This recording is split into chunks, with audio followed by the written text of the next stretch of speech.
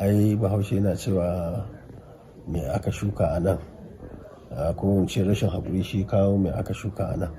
In aka yi haƙuri ko me aka shuka za ta fito ne.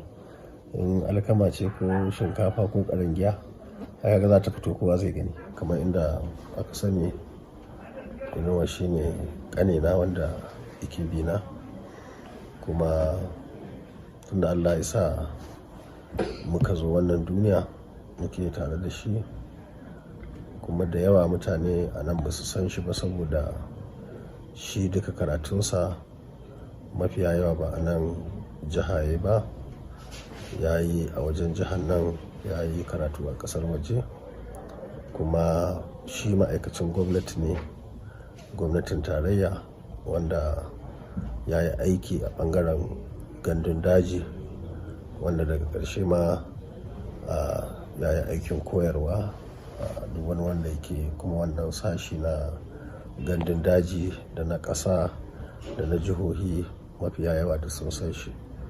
Mutumin kirki ne, mai biyayya, kuma wanda yake son zumunci kwarai da gaske, kuma yadda wanda suka san shi suke maganarsa a wannan lokaci musamman da ya rasu dinnan, abin ya bani daɗi, ya bani farin ciki.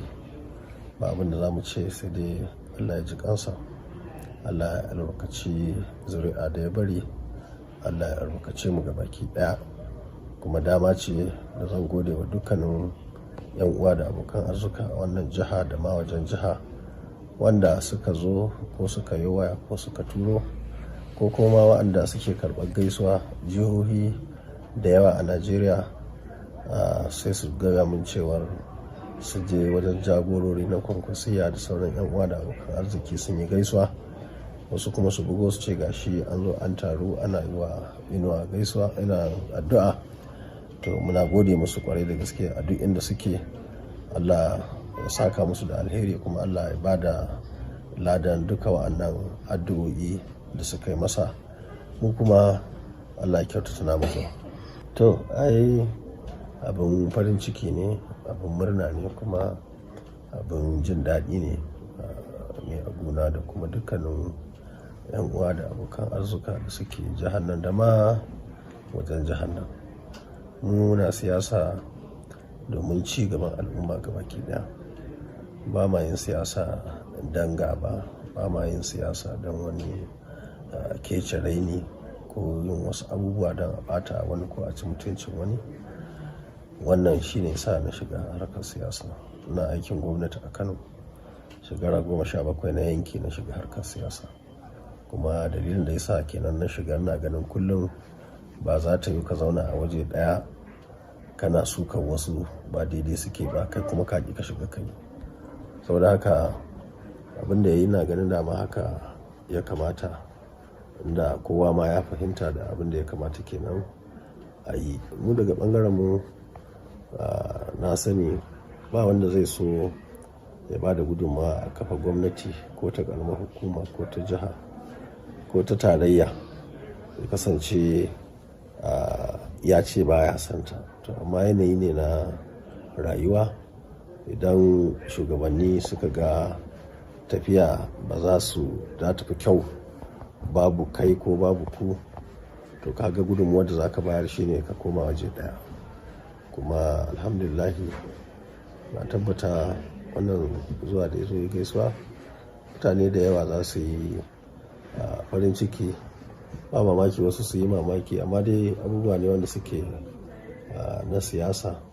Muna addu'a Allah ya sa dukkanin wannan abubuwa da suke faruwa a jiha da ƙasa ya zama mana alheri ga baki ɗaya. Duka abin da ka faɗa duk ba mamaki, amma dai babban abin da na sani shine a kowane lokaci mutum ya yi wani abu wanda wasu suke ganin ba daidai ba ne, wataƙila shi ke ganin daidai ne, yayin da ya fahimta abin da yake ɗin ba daidai ba ne ya gyara, to ai wannan na ganin ba wata matsala ba ce. Saboda haka niyya, kowace irin niyya yake da ita, wannan kuma shi ba kansa sani. Magana ce ta lokaci, in abin da kake faɗa haka ne ko ba haka ba ne.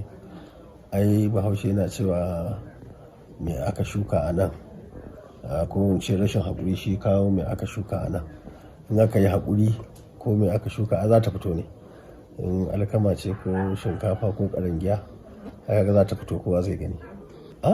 Babu wani maganar tattaunawa ta ƙarƙashin ƙasa, amma dai abin da na sani shine duk wanda yake a matsayin shugaba ko a nan jiha ko a wani guri, musamman da wanda yake harkar siyasa, ya zama wajibi wato ya fahimci yadda abu da yake na daidai da wanda yake ba na daidai ba. Wanda yake na daidai din ko tun da farko ya kamata ka yi, amma in ma baka yi da farko ba ko a tsakiya ko a tafiya duk wannan ai ba wani matsala ba ce. Babban abu dai kuma shine na gyara.